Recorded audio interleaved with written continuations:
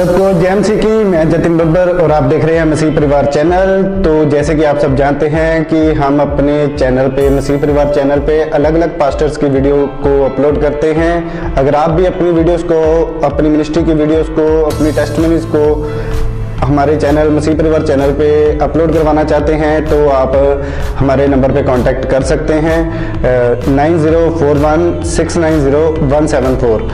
तो अगर आपको हमारा चैनल अच्छा लगता है, अलग अलग पास्टर्स की वीडियो देखना अच्छा लगता है, ब्लेसिंग अगर आपको चाहिए तो आप हमारे चैनल को सब्सक्राइब कीजिए, लाइक कीजिए और वीडियो को ज़्यादा से ज़्यादा शेयर कीजिए। सबको मैं पास्टर अजीत कुमार इस प्रोग्राम में फिर से आपका स्वागत करता हूँ। मैं परमेश्वर के एक बार फिर से वचनों को लेकर आया हूँ। आज हम बात करेंगे अंगीकार के विषय में। हम अक्सर ऐसा देखते हैं, लोगों में सुनते हैं कि जब हम प्रभु में चलते हैं, अगर कोई दिक्कत आती है, कोई मुश्किल आती है तो हम बोलते हैं कि प्रभु कहाँ गया, मेरा ये काम नहीं होगा। अगर कुछ टाइम से बीमारी चल रही है, अगर हमारी प्रॉब्लम है वो कुछ टाइम से हल नहीं हो रही, तो हम बोलने स्टार्ट कर देते हैं कि लो प्रभु तो मेरी सुन नहीं रहा, ये क्या मेरे साथ ऐसा कभी नहीं होगा, लगता है मैं कभी गरीबी से बाहर नहीं आऊँगा, लगता है मैं कभी इस बीमारी से चंगा नहीं होगा। ये हमारा अंगीकार कैसा है? बाइबल के अनुसार हमारा अंगीकार क्या होना चाहिए? आइए हम इस बाइबल में हम देखते हैं कि बाइबल के जो महान योद्धा हुए, बाइबल के विश्वास के जो पिता हुए, बाइबल के जो महान व्यक्ति हुए, उनका अंगीकार कैसा था, कैसे वो प्रभु में बोलते थे, कैसे वो प्रभु में सोचते थे। वो हमारे वो स्टार हैं जिन्हें हम फॉलो कर कर हमें चलना है। बाइबल में इब्राहिम, इसहाक, याकूब, मूसा, दानियल, एलिया, इन सब के विषय में इसलिए लिखा गया है कि इनकी जिंदगी के द्वारा हम सीख सकें। यीशु मसीह के बारे में इसलिए लिखा गया है कि इसकी जिंदगी के द्वारा हम सीख सके। जब हम उनकी जिंदगी के द्वारा सीखते हैं और उन्हीं की सी चाल चलते हैं, बाइबल हम देखते हैं पौलुस ने कहा मेरे जैसी चाल चलो, क्योंकि मैं मसीह जैसी चाल चलता हूँ। हमें अपने अगुओं के द्वारा परमेश्वर के वचन में से सीखना होगा कि हमें हमारा बोलना कैसे, मुसीबत में हमें क्या बोलना है। बाइबल बताती है अय्यूब ने अपने बुरे दिनों में एक बार भी ऐसे परमेश्वर को नहीं बोला कि परमेश्वर तू श्रापित हो क्योंकि तूने मेरा सब कुछ नाश कर दिया। जबकि उसकी पत्नी ने कहा तू श्रापित कर ऐसे परमेश्वर को जिसने सब कुछ छीन लिया, तेरी बॉडी भी तेरा साथ नहीं दे रही। हालेलुया। आइए पवित्र बाइबल में जाते हैं। उत्पत्ति की पुस्तक 22 अध्याय उसके 5 वचन में हम देखते हैं, ये तब के टाइम है जब परमेश्वर ने इब्राहिम को कहा, इब्राहिम अपने पुत्र को, इकलौते पुत्र को ले और उस मोरिया देश में जाओ, उस पहाड़ी के ऊपर अपने पुत्र को बलिदान कर दे। तो उस समय इब्राहिम ने क्या किया? इब्राहिम ने अपने बेटे को लिया और कुछ नौकरों को साथ में लिया, गधे के ऊपर लकड़ियां लादी और चला गया। और जब वो चला गया तो क्या हुआ कि उसने जब उस पहाड़ के ऊपर जाना था, उसने एक वाक्य, एक शब्द वहां पे बोला, उसके विषय में आज हम बात करेंगे। हम देखते हैं उत्पत्ति 22 की 5 में लिखा हुआ है, इब्राहिम ने अपने सेवक से कहा तुम गधे के पास यही ठहरो और मैं और यह लड़का वहां जाकर आराधना करेंगे और फिर तुम्हारे पास आ जाएंगे। हालेलुया। मुझे लगता है इब्राहिम को तो यहाँ इब्राहिम क्या करने जा रहा था? इब्राहिम अपने परमेश्वर को वहां बलिदान करने जा रहा था और परमेश्वर की आराधना के लिए भेंट स्वरूप वो अपने बेटे को लेकर जा रहा था। लेकिन उसे तो यहाँ पे यह कहना चाहिए था कि मैं आराधना करने जा रहा हूँ और भेंट के साथ जा रहा हूँ और मैं आता हूँ। लेकिन उसने कहा कि हम जाते हैं और वापस आएंगे। यानी कि उसका अंगीकार ये था कि जिस परमेश्वर ने ये बेटा मुझे दिया है वो इसलिए नहीं दिया कि वो इसे ले ले या इसे खत्म कर दे, इसलिए नहीं। इब्राहिम ने अपने अंगीकार को जारी रखा। उसका अंगीकार यही रहा कि हम जाते हैं और आएंगे। उसने एक बहुवचन को वहां पर बोला। और हम क्या करते हैं? हम प्रॉब्लम में बोलते हैं ऐसा नहीं होगा, ऐसा नहीं होगा, ये लॉस हो गया, ये कभी नहीं मैं बढ़ पाऊंगा, कभी चंगा नहीं हो पाऊंगा। हम देखते हैं इब्राहिम ने इसलिए क्योंकि इब्राहिम का प्रेम जो था अपने पुत्र से ज्यादा हो गया। हम इसकी 1-2 आयत में देखते हैं, परमेश्वर ने कहा इब्राहिम अपने पुत्र को ले, अपने प्रिय पुत्र को जिससे तू सबसे ज्यादा प्रेम करता है, और उसे मेरे लिए बलिदान कर दे। हमारा अंगीकार ये होना चाहिए कि चाहे कुछ हो, चाहे मेरी जिंदगी में ना हो, परमेश्वर ने जो मेरे साथ रहता है, जिसने मुझे आशीष दी वो कभी नहीं लेगा। जिसने मुझे जिंदगी दी है वो इसलिए नहीं दी कि मैं दुखों में बिताऊं, उसे संकट में बिताऊं।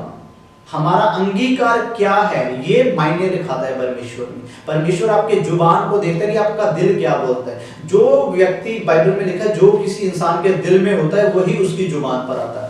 हम देखते हैं, हम एक और वर्ष में मैं आपको लेके जाना चाहता हूं, बाइबल की पुस्तक न्यायों की किताब आइए मेरे साथ निकालते हैं न्यायों की किताब 16 अध्याय उसके 30 वचन में हम देखेंगे। और इससे पहले मैं आपको ये बताना चाहता हूँ, ये कहानी है उस सैमसून व्यक्ति की, उस व्यक्ति की जिसे परमेश्वर ने इतना बल दिया था कि वो फिलिस्तीनियों से उनका न्याय कराए, उनसे लड़े।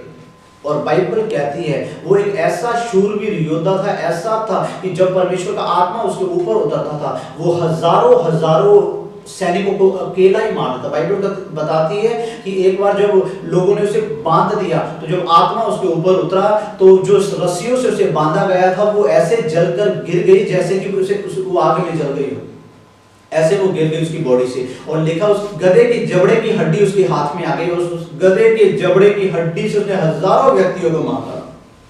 हालेलुया। और वो व्यक्ति जो परमेश्वर से फिर गया, पाप में चला गया, एक वेश्या के पास जाने लगा और अपना मसा खो बैठा और उसे देखा, उसे बंधक बना दिया गया। बंधक बनाने के उसकी आंखों को फोड़ दिया गया और वो परमेश्वर उसे तमाशा करना पड़ा। शैतान ने उसका तमाशा बना दिया, लेकिन उसने फिर से तौबा की, फिर से उसके बाल बढ़े, वो सामर्थ बढ़ी, फिर से उसने तौबा की और परमेश्वर से विनती की। और परमेश्वर से कहा परमेश्वर है मेरे सामर्थी परमेश्वर, मुझे फिर से अपनी ताकत और अपना मसा दे ताकि मैं इन लोगों को खत्म कर सकूं। और हम देखते हैं कि 16 की 30 आयत में उसने बोला कि उसकी क्या प्रेयर थी। लिखा, तब शिमशोन ने कहा फिलिस्तियों के साथ मैं भी मरूं, और उसने मुड़कर अपना संपूर्ण बल लगा दिया जिससे कि वह घर सब सरदारों और उन लोगों पर गिर गया जो उसमें थे। हालेलुया। और लिखा है सैमसून ने कहा कि मुझे 2 खंभों के साथ खड़ा कर दो उस घर में जहां उस वक्त उस एक भवन था, उसमें उसका तमाशा बनाया जा रहा था, उसे तंग किया जा रहा था और उसे शर्मनाक किया जा रहा था। तब उसने परमेश्वर से माफी मांगी और परमेश्वर से कहा परमेश्वर मुझे अपना बल दे दे, सामर्थ। और लिखा वो भवन, वो जगह थी, वो 2 पिलरों के ऊपर खड़ी थी और वो दोनों पिलरों के साथ वो सहारा लेकर खड़ा हो गया। और जब परमेश्वर की सामर्थ फिर से उसके बीच में आई तो लिखा उसने उन दोनों पिलरों को धकेल दिया और वो लोग उसमें मर गए। और लेकिन उसने जब सामर्थ मांगी तो परमेश्वर ने उसे सामर्थ दी, लेकिन उसने कहा कि परमेश्वर इन्हीं फिलिस्तियों के साथ इसी भवन में मैं भी मर जाऊं। हालेलुया। हम देखते हैं इब्राहिम के अंगीकार ने उसे और उसके बेटे को बचा लिया, लेकिन शमशून के अंगीकार ने हजारों लोगों के साथ उसे भी मार डाला।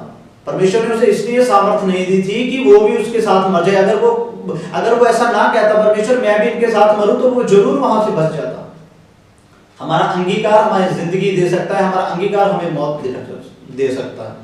हालेलुया। बाइबल बताती है यीशु मसीह के बारे में, प्रभु यीशु मसीह एक ऐसे व्यापारी के बारे में जिसके पास 3 मनुष्य आते, एक को वो 5 तोड़े देता, एक को 2 तोड़े देता, एक को 1 देता, और वो उनका मालिक उन्हें कहता कि जाओ व्यापार करो। और जब व्यापार करने का टाइम आता है तो जब मालिक आता है हिसाब लेने के लिए, तो जिसे 5 तोड़े दिए गए थे, देखा उसने व्यापार किया और 5 और ज्यादा उन्होंने उन्नति की, 5 को और कमाया। जिसने 2 से व्यापार किया उसने 2 से और ज्यादा कमाया। और जिस बंदे को 1 दिया गया था उसने क्या किया, उस 1 को जाके दबा दिया। और जब मालिक आया, मालिक के सामने उसने जाकर कहा मालिक ये तेरा वो सिक्का है, ये तेरा वो तोड़ा है जो तूने मुझे दिया था, मैंने इसे जमीन में दबा दिया इसलिए ये जानकर कि तू एक कठोर व्यक्ति है। उसने परमेश्वर को कठोर समझा। उसने कहा ठीक है, अगर तूने मुझे कठोर समझा तो मैं तेरे लिए कठोर ही हूं। जाओ इस व्यक्ति को उठाओ और अंधकार की गहराइयों में फेंक दो। अगर आप परमेश्वर को कठोर समझते तो आपके लिए कठोर है, अगर आप उसे दयालु समझते तो आपके लिए दयालु है। दयालु होने का मतलब यह है कि हम बार बार पाप करते जाएं। पाप हमें हमारा तमाशा बनाता है, पाप हमें अंधकार में ले सकता है, पाप हमें परमेश्वर की योजनाओं से तोड़ देता है। पर पवित्रता में रहना और परमेश्वर में चलना ही हमारी जिंदगी है। पवित्रता ही परमेश्वर की रोटी और पाप शैतान की रोटी। अगर आप पाप करेंगे तो आप कभी परमेश्वर को, आप फिर जैसा मर्जी अंगीकार करते रहे, वो अंगीकार काम नहीं आएगा। पवित्रता में रहकर अगर अंगीकार करेंगे, परमेश्वर के अनुग्रह में रहकर आप अंगीकार करेंगे तो अंगीकार आपकी जिंदगी को बनाएगा। अगर एक व्यक्ति ये समझता कि यीशु मसीह सिर्फ उद्धार देने वाले परमेश्वर है, वो धनवान करने वाले परमेश्वर नहीं है, क्योंकि बाइबल कहती है वो गरीब बना कि हम अमीर हो सके। देखा धर्मी के घर में बहुत सा धन पाया जाता है, तो वो सिर्फ उद्धार को तो प्राप्त करेगा, हर चीज को प्राप्त करेगा, कभी अमीरी नहीं पा सकता। हम बाइबल में देखें कि हम अपने अंगीकार से ज्यादा कुछ नहीं पाते। हमारा अंगीकार क्या है?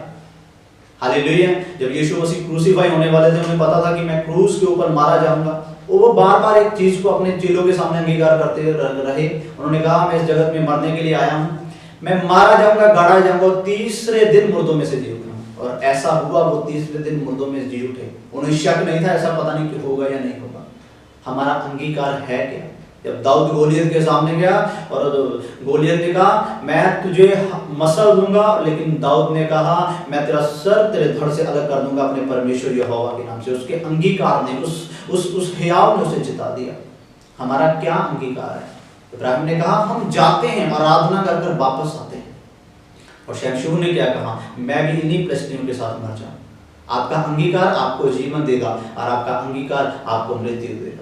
आपका अंगीकार आपको आपकी मुश्किलों से बाहर निकालेगा और आप ही का अंगीकार, आपका ना किया हुआ अंगीकार आपको उन्हीं मुश्किलों में रहने के लिए मजबूर कर देगा। हालेलुया।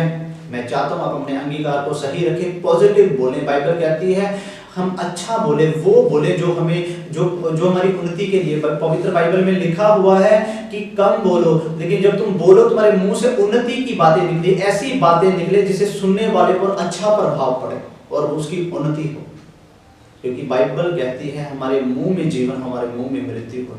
अगर हम ये बोलते रहेंगे हम कभी नहीं चंगे होंगे, कभी नहीं चंगे होंगे, पता नहीं परमेश्वर मुझे क्यों नहीं चंगा करता, ऐसे आप चंगे नहीं हो सकते। कभी ऐसे आप कभी भी किसी प्रॉब्लम से नहीं निकल सकते। अगर आप ये बोलोगे कि यीशु मसीह के मार खाने से मैं चंगा हो चुका हूं, तो मैं आपको 101% श्योरिटी देता हूं कि चंगाई आपके जीवन में। Hallelujah.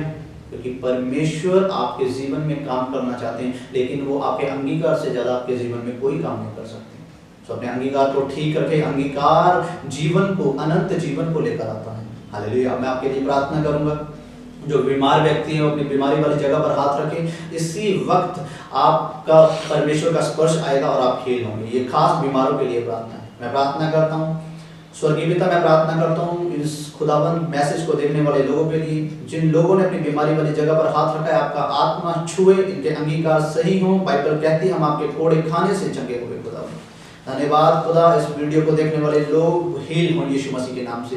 Be healed in the name of Jesus right now in the name of Jesus.